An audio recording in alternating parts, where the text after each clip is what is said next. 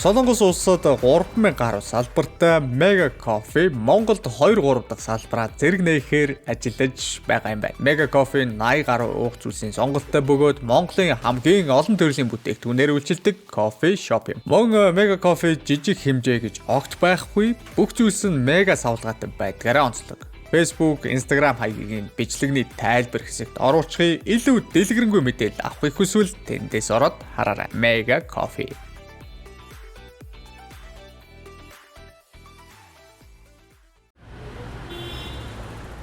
Жинүү үний ардуур Кангийн талаар бодож энэ нөхөр нилээд сэжиг бүхий байгаад байгаа юм да гэсэн алхаж байтал хэнийгэн амт тэмцэн чангаар тусламж дуудаж байгаа нь сонсогдно.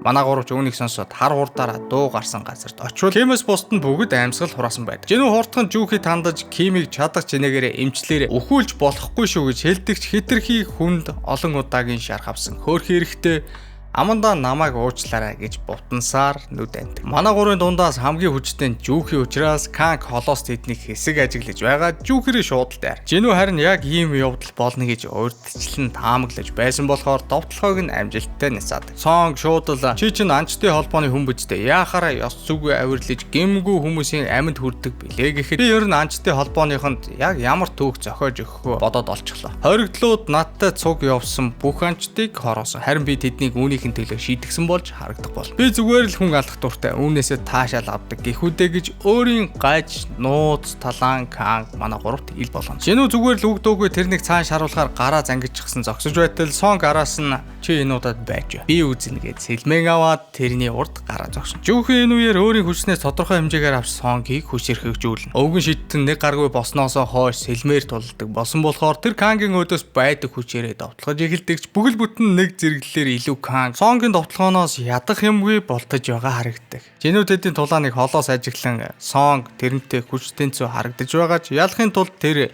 илүү хурдан байх хэрэгтэй гэж зогсож итэл Сонг мөрөндөө шархчихна. Жүүхий тэр дорн шархыг хэмжлэхэд Канг энэ мүү хүүхнийхтэй гэж амандаа өглөөд хороох гэж тэрний зүг алхахад Сонг тэрний зам саад болоод надад нуруугаа харуулах хэрэггүй шүү хэмээн анхааруулна. Хөгшин шидний энэ үйлдэлд үнэхээр гуурсан Канг тоглоом дууслаа гэж хэлээд хөөрхий өвгөнд хамгаалах ямар ч боломж өгөлгүйгээр хэдэн талаас нь үхлийн дайралт хийхэд хитрхи хэрцгий үйлдэлд зочирсон жүүхий хоёр гараач хөдлөж чадахгүй шоконд ороод гацчихдаг. Хэсэг хугацааны дараа Сонг сэлмээч өргөх чадалгүй өрсөлдөгчийнхөө өмнө өвдөг сөгцсөн байдалтай сууна. Жүүхий хитрхи хайсантай эмчлэх чадвараа ашиглаж чадахгүй болоход Канг сүүлчийн зохилтоо өгөхөөр аажуухан өвгний урд ирдэг. Сонг хизээч тайсандаа амар бууж өгөхгүй хүн болохоор галын шидэ хэрэглэж Кангийг ороох гэж оролдог. Тэр аимшигтай хурдан хариу үйлдэл үзүүлж тэрнээс нь болтож чадна. Шидтэн гэдгийг чи марчихсан байна. Чи хитрхи сайн тулаач. Нэр төртөө нүд амтгад чинь туслах цаг болж игээд хэрцгий алдуурчин кинжаалаа далах. Тэр мөчөд Жинүү эцэстэн нэг юм тэдний голоор орж саад болдог. Чи надад 3 удаа саад боллоо. Чи ер нь ингэд хий юм бэ гэж асуухад манай Баатар түнд би зүгээр л ий зэрэглийн чан гэж хариулна. Тэгтэл өнөөх нь үгүй ээ. Чиний хариу үйлдэл хитрхи хурдан бас хүчирхэг байна. Би андуурч байж. Чи хоёр дахь сэргэлтээ доож өөрийн бүх хүчээ ил гаргалгүй бусдыг дөнгөж. Би хүн алах дуртайч тэднэр тоглох илүү дуртай гэснээр өнөөх хоёрын тулаан эхэлдэг. Өмнө нь хизээж ийм интенсивний тулдаан харж байгаагүй жүүхий Сон өвгөн хоёр бидний бидэх Жинүү аль дээр алга болж хэмээн хоорондоо ярилцсан. Канг Жинүүтэй өөрийгөө ижил төвчний чадвартай гэж тулааны явцад тодорхойлоод гэхдээ өндөр төвчний анчидтай хийсэн тэрний дуршлага Жинүүгээс хав илүү болохоор үүнийг ашиглаж тэр ялтанд хүрэхээ шийддэг. Жаахан зайлгарснээсэд Канг тулааны явцыг бүрэн хянаж эхлэхэд энэ үйл явдлыг систем бүртгэж өрсөлдөгчөө устгах гэсэн даалгаврыг Жинүүд ирүүл. Ухрах замгүй босноо мэдсэн манай Баатар тэр дорн өөрийн стилээ өөрчилж төсөөлж байгаагүй их хүчээр өрсөлдөгчийнхөө их зурдаас дайралт хийдэг. Канг үүний дараа хацрандаа шархтаа зогсохгүй хорцсондоо итгэж чаддаг. Гэхдээ энэ түрүү тэдний тулаан дуусах. Канг нууц үзрэн задлаж Жинүүг харсаар байтал агаар замхарсан мэд алга болчихдог. Манай Баатар одоо зөвхөн тэрний үнрээр болон хөлийн чимээгээр нь л баримжаа авч дайсныхаа довтлохоог нэцаана. Гэхдээ буцаагаад дайрч чадахгүй. Олон удаа оролцсноос Канг Жинүүгийн хөлийн шүрмсийг дастаж чаддаг. Жүүхий ч уулга алтан эмчлэх гэж оролдоход Канг та нараа оролцоод үзээрэй. Томото өөрсдийн дарааллыг хүлээгээд сууж байх хэмээн сүрдүүлнэ. Тэр Жинүүг хөлөн гэмтээсэн болохоор одоо юу ч хийж чадахгүй. 100% миний мэдэлд орлоо гэж дөхөж очтол манай хүн өөдөөс нь гинтийн бэлэг барьж бүрэн эмчлэх чадвараа ашиглаж эргээд босоод ирдэг. Кан гэхэд гайхаж эмчлэх чадвартай тулаан жанчин байдаг гэж огт мэдээгүй юм байна. Тааварлашгүй зүйл боллоо гэж зог тусгаж Жинвүүгийн би хар хүчээр бүрхэгдэж оюун санаанаас өөрийн сэтгэл хөдлөлийг бүрэн авч хаяа. Кан энэ бүхнийг нэг л биш боллоо хэмээн гадарлаад өмнөх шигийн хурдхан алга болж энэ тэндээс нь Жинвүүгийн сул талыг олох гэж дайралт хийдэгч манай хүн энэ удаа тэрний цусны үнэрээ байжлыг нь ядах юмгүй тогтоож довтлогоог нь няцааж байгаад murderous intent хэмээх скил ашиглаж Кангийг мэдээч үгүй байхад нь аль хэдийнэ зээжэнд нь өөрийн кинжалыг тултлан зоосон байдаг. Өнөөдөр Канг өөрийн сүүлчийн үгээ хэлснээр амьсгал хураахад Жинвүү даалгавраа биелүүлсэн болохоор хэд хэдэн бонус ав. Харин галын шидэн Жүүхи хоёр манай хүний чадварыг үнэхээр бүрэн биширчгсэн баярлалаа гэж хэлэхээс өөр үг амнаас нь гарахгүй сууцгааж байдаг. Жинвүү тэднийг агуугаас та нар одоо хурдхан гарцгаа. Би хонглын эзэн рүү ганцаараа явна гэд нөгөө хоёрыг үлдээдэг. Даалгавар дуусны дараа анчны холбооны нарийн бичгийн дарга шаргал үс залуу амьд үлдсэн хэдэн хүмүүстэй уулзаж юу болсон талаар сонссон ч дахин тодруулахаар ирнэ. Тэгээд нөгөө хэдэр төхөж ирээд Жинвүүг тэр дунд байгааг хараад баг зэрэг зочирдон Кангийг та нарын хэн ч устгасан бэ хэмээн асуудаг. Манай Баатар дотор нь заа байж юу гэж хэлдэг юм блэ гэж зогсчидэл галын шидэн сон хажуу талаас нь би тэрний Жүүхигийн тусламжтайгаар буулгаж авсан. Жинвүү ч хэрэндээ тус болсон. Хэмээн манай Баатарыг энэ удаад хүчээ нуухтан тус болдог. Каунтрын ажиллагч 1xbet. Та бүхэн бичлэгний дор байрлах линкээр ороод бүртгүүлэх хэсэгт даран амар гэсэн миний нэрийг промо код хэсэгт хийж бүртгүүлвэл анхны депозитондоо 100% бонус авах боломжтой. Промо кодгүй бүртгүүлэхэд 410,000 төгрөгийн бонус авдаг бол миний нэрийг хийснээр хэдэн төгрөгч хийсэн түүнийгээ бонусанд авна гэсэн. За ингээ бүгдээрээ кинод орцгоё.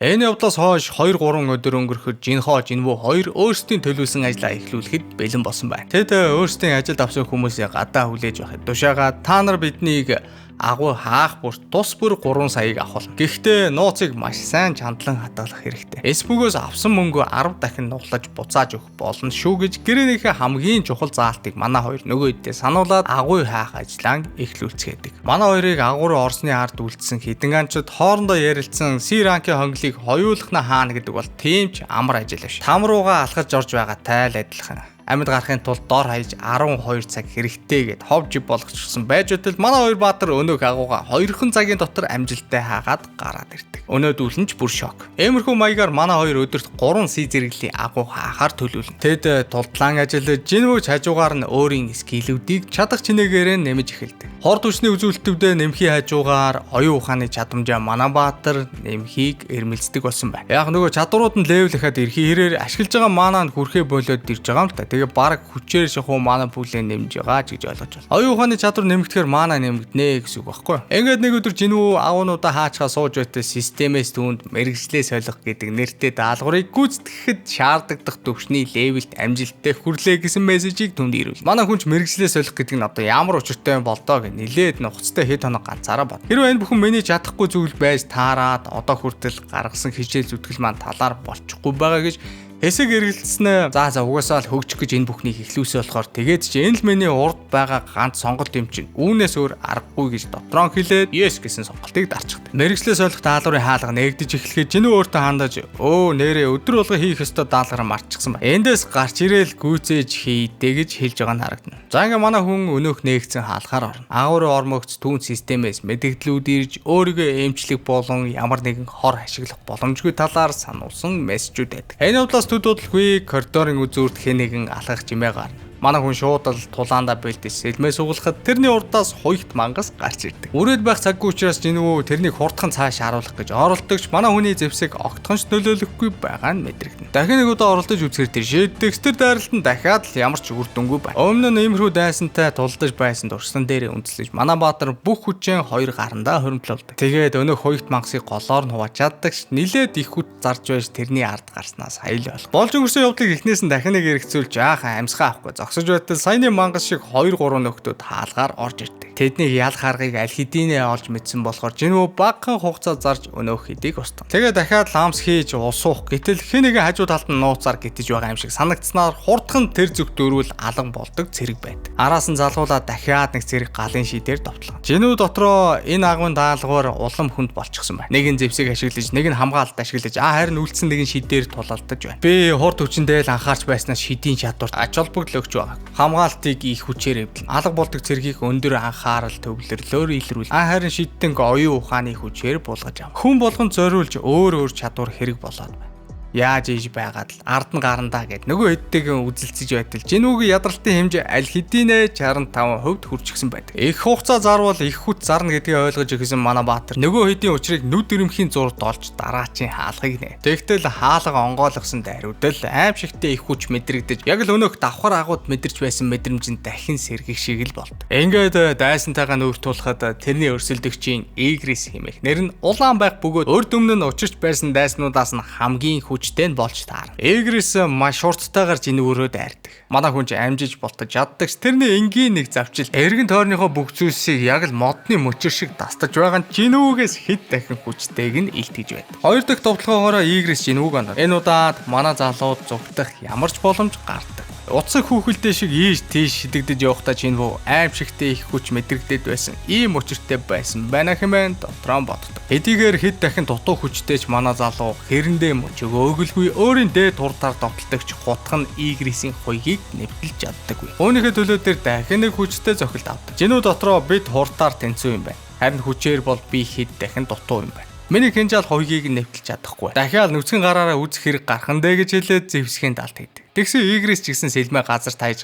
гардан тулааны горимд шилжинэ. Ингээд тулааны арга барилаа сольсон Жинүү жихмэл тоглоом шиг нааш цааш шидүүлж тэрний дайралтуудаас өөрийгөө хамгаалахаас өөрөөр юу ч хийж чадахгүй хэвээрэл байд. Зүгээр зогсвол угаасаа өвхөж дуусах болохоор манай залуу дайсантайгаа ижил төвшөнд байгаа өөрийн хурдыг жаах нэмж Игрисээс илүү гарахыг хичээнэ. Тэгээд урд өмнөхөөсөө ч илүү хурдтай, илүү хүчтэйгээр зохиж өшөглөж бултаж явсаар эцэст нэг юм анхны жинтэй довтлохоогоо Игрист хүргэж чадна. Тэгтэл энэ нь өнөөхийнх нь уурыг улам ихээр хөдөлгөж бүр манай хүнд ямар ч босох боломж өгөлгүйгээр хідэн талаас нь зохиж чирч явсаар хааны суудал дээр үхлүүд юм аваачаа шидчихдэг. Игрис өөрийн сэлмийг газраас суглаж аваад эцсийн цохилтоо хийхээр Жинүүгийн урд төхөж ирнэ. Тэгээд ямар ч эргэлзээгүйгээр тэрний дээрээс сэлмээ болгоход манай хүн бүх хүчээ шахаж Игрисийн сэлмийг нэг гараараа зогсоогоод би арай ч ялагчхаагүй байна гэж нэг чанга орилсноо кинжалаа суглаж аваад Игрисийн дуулганы завсар руу хатгаж орхив. Эхэлсэн темпээ алдахгүй тул Жинүү эцсийн хүчээ шавхаж байгаа тэрнийг арга шхан хүртэл дүлхэж унгаагаад яг л галзуурсан араатан шиг довтлохож сэлмээ дахиж гаргаж ирээд Игрисийн нэрүүн доороос зоож орхив. Энэ бол тэрний урд өмнө нь хизээч хийж байгаагүй хамгийн хүчтэй зохилтуудынх нь нэг байна. Жинүү сэлмээ Игрисээ суусны дараагаар системээс нилээд хэдэн шагнал түнд ирүүлдэг. 1,500,000 зоос хурд хүчийг нэмэгдүүлж гаднаас ирэх дайралтын хүчийг 20%-аар бууруулдаг Игрисийн өмсөж байсан шиг хуйг дуулга мөн байршил солигч телепортейшн Stone зэргийг манай Баатар авсан байдаг. Тэгээ за ингэж нэг юм дууслаа та гэдэл тэрний ард баахан портал нэгснэ бас системээс мессеж ирснэ. Мэргэжлээ солих даалгавар одоо л дөнгөж эхлэж байгаа шүү гэсэн байд. Бас дээрэс нь хэр удаан амьд байж чадна тэр чинээгээрээ шагнал өндөр байна гэд биччихсэн байна. Арараасаа гарч ирэх хоёрт дайчдын эсрэг Жинүү ямар ч айдисгүйгээр дайрч эхнээс нь устгаж эхэлдэгч хэтэрхий олон дунд ганцаараа байгаа учраас нуруундаа шарх авчихдаг. Тэгээд алба болдог скилээ ашиглан төр зуур нуугдаж байтал тэр дунд байсан шидтэн манай хүний энэ чадварыг 80 голдоор давснаар арилгаж орхино. Энэ бүхнийг хүчрэхгүйгээ ойлгосон Жинүү тэндээс гарахын тулд байршил сольдог чулуугаан ашиглах гэдэг анхааралгүй байдлаасаа болоод чулуугаан алдчихна. Нэгэнт ухрах замгүй гэдгээ ойлгосон Жинүү өгтлээ тулдгаа шийдэж нүцгэн гараараа Төмөр Баатруудыг устгасаар байх болов тэрний ядралт дээд зэгтээ хурж хэдхэн хормын дараа өвдөг дээрээс өгтөд ойрхон болсон байд. Хэсэг хугацааны дараа нүдэнд нь хий юм харагдаж цааш үргэлжлүүлэх тэнхэлгүй болсон манай Баатар үглээ хүлээгээд хэвтэж байтал гинэт азар. Өнөөдрийн даалгавраа биелүүлээгүй болохоор чамайг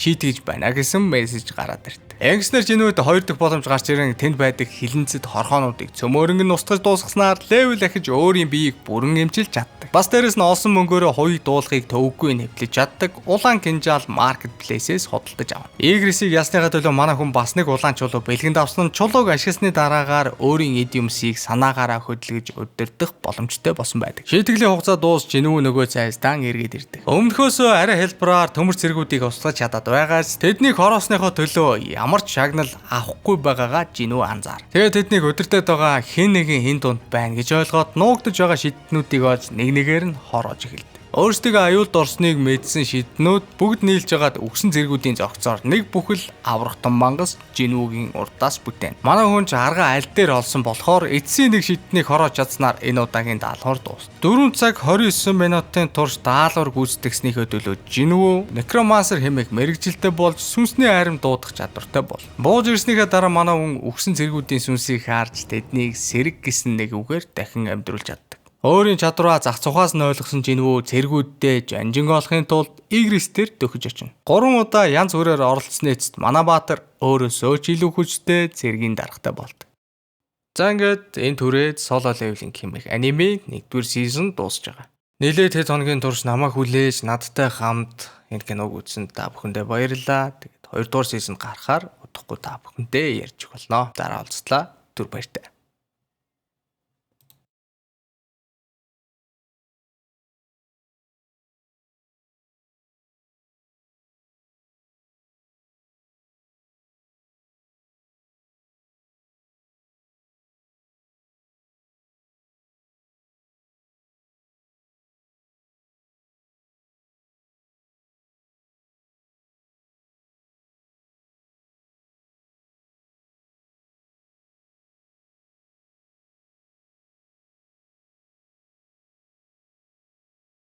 Айлчлуулсан. Богино хугацаанд Гүрэмсэн.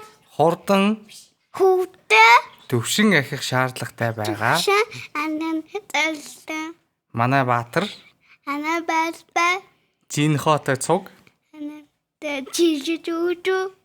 хийж эхлэх ажил нь Ээжидээштэй. арай болоогүй байгаа учраас Алонд бараг. за яах вүлээгээд Айлчлуулсан. хэсэг гиюрч гисэн гудамжаар Ээж гүсэр. алхаж байтал Алдаасэлтэй. хаанчтай холбооноос Алдаасэлтэй. дий зэрэглэлийн Хараа.